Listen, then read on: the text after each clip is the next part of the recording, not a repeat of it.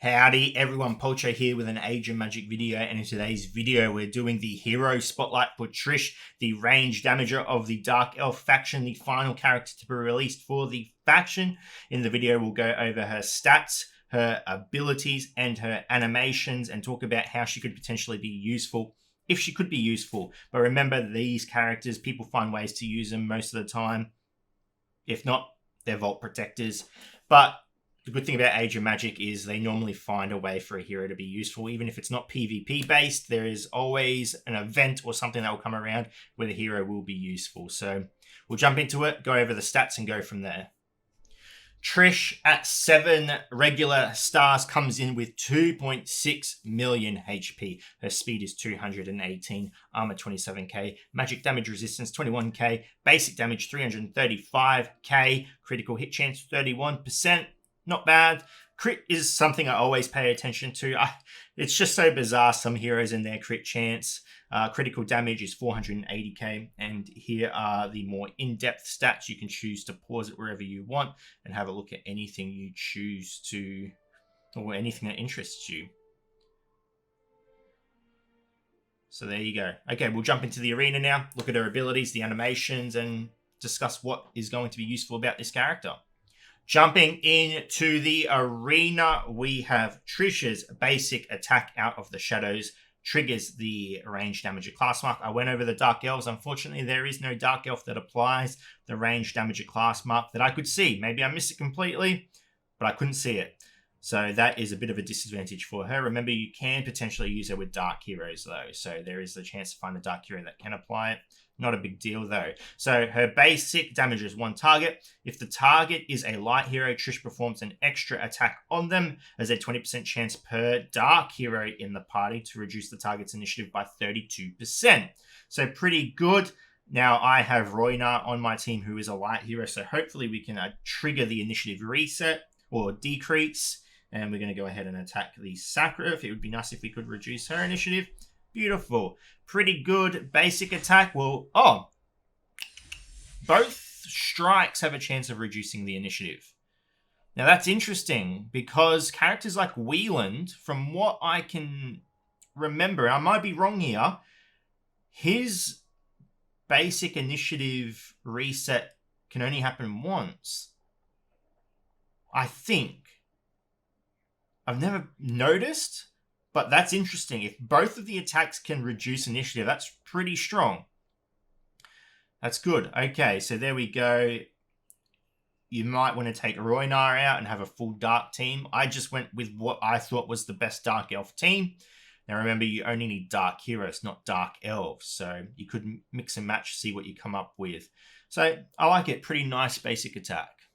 Moving on to Triish's first special or second ability, we have Clip the Wings. Again, triggers the range damager class mark. Deals 2 hits in a row to a single target. Has a 20% chance per other dark hero in the party to stop the target from using special abilities for 2 turns. If the target has the vulnerability debuff cast on them, they cannot or they can't protect themselves with Fortitude. So again, dark heroes, not dark elves. So pretty decent. Ability lockdown is always great. We're going to go ahead and try and use it on Sacrif here. So hopefully we can apply it. Beautiful. And we get a double hit as well. And we get the counter attack from the Magnus. Pretty straightforward. Nice looking ability. Nothing theatrical about it. But in terms of lockdown, lockdown is always great. The only issues you're going to have with lockdown is it's a debuff. So if you're going up against teams that can remove debuffs per turn, like Beastman and Dragonkin, it becomes a lot less effective. But not every team is going to have, you would hope not every team going forward is going to have debuff removal so available to them. So yeah, ability lockdown, always a fan of ability lockdown. Does okay damage, but I think the support or the, what's the word I'm looking for?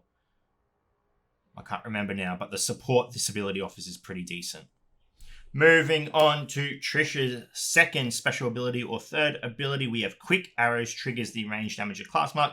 Damages all enemies. Stops targets from using support attacks for 3 turns. If the target has the Acid Fog debuff cast on them, they can't protect themselves with Fortitude. Each time Drake takes damage, Trish gets a buff increasing her damage by 12%. These buffs are removed after using the ability. So Acid Fog is used by Drake. He's going to apply that debuff to the enemy. So the only quarrel I have with this ability is the 12% damage increase. Recently, with Irizit coming into the game, now I understand he has been nerfed in the last patch from allies who aren't Rararachni, dark allies who aren't Rararachni, only get a 10% damage increase per hit. Allied Rararachni still get the 100%. I think giving Trish only 12% buff, I feel like it could be a little higher.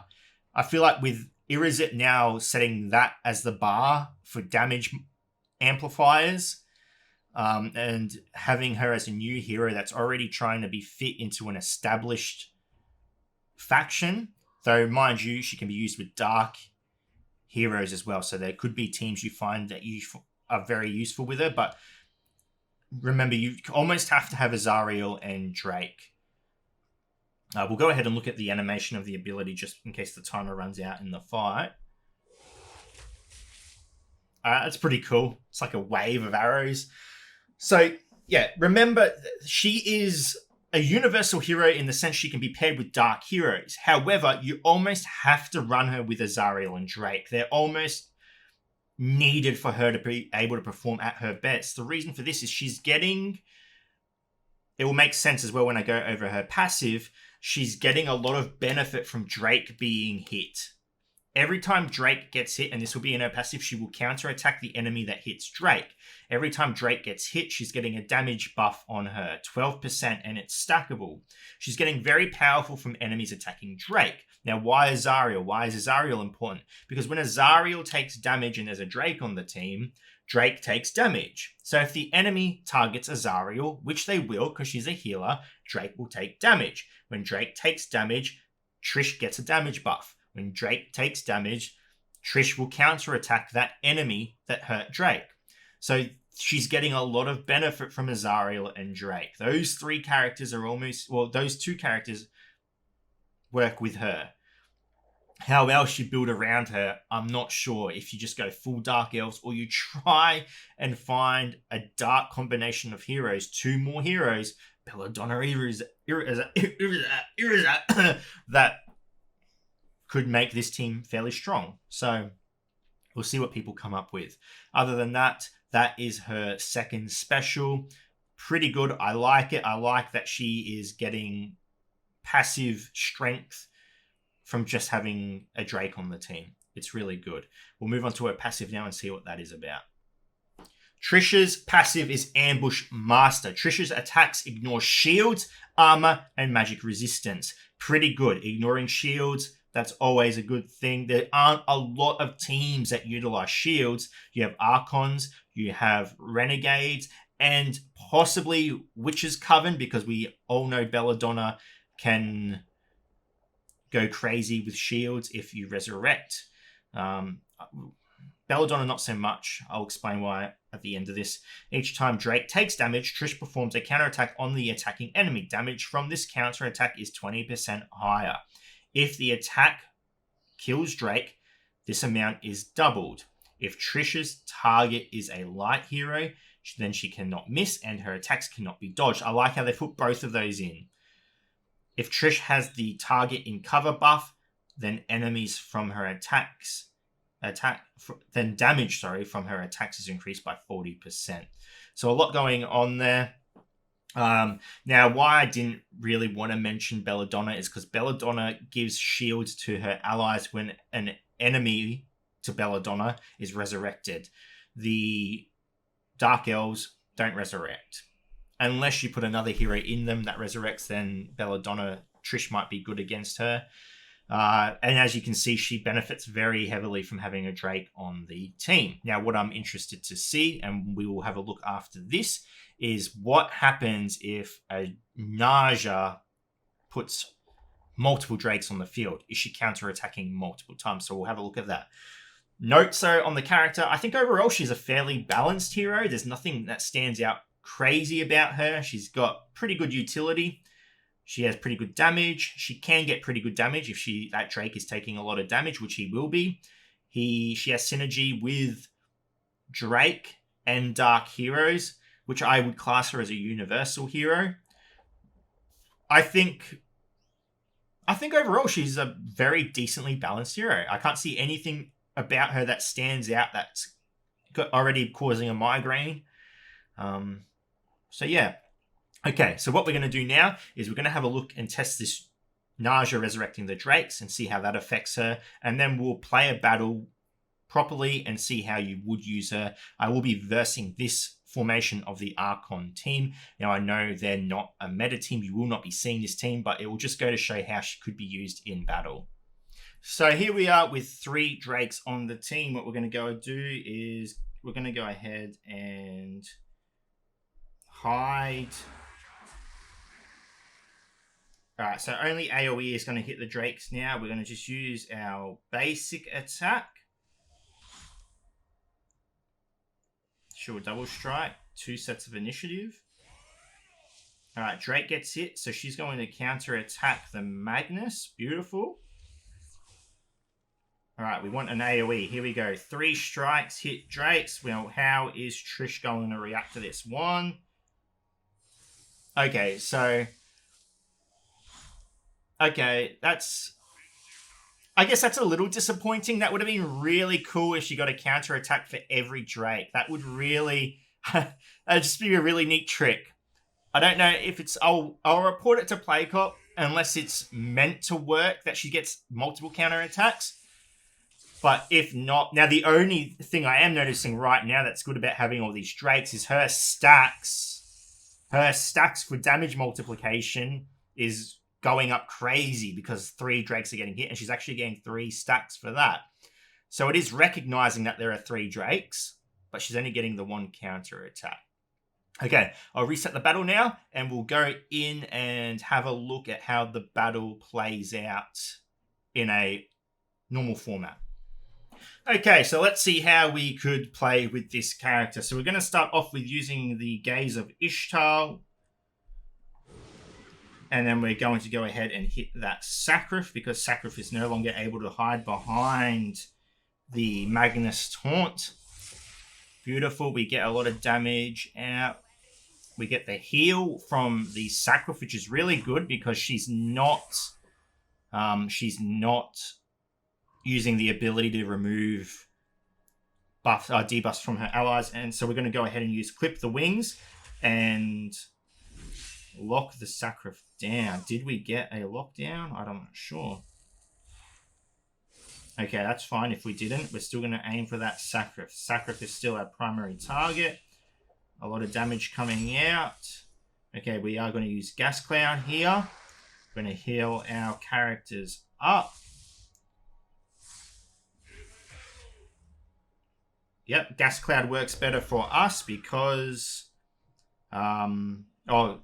Magnus shielding works better for us because he's damaging with the Gas Cloud. Okay, we're going to use Quick Arrows now. We're going to remove all buffs from the enemy. And finish off with the Sacrif. Beautiful. Okay, now the Magnus Taunt is going to come into effect now. Doesn't matter, we kill the Tyros. Tyros's passive didn't go off there. That's okay though. I'll report that.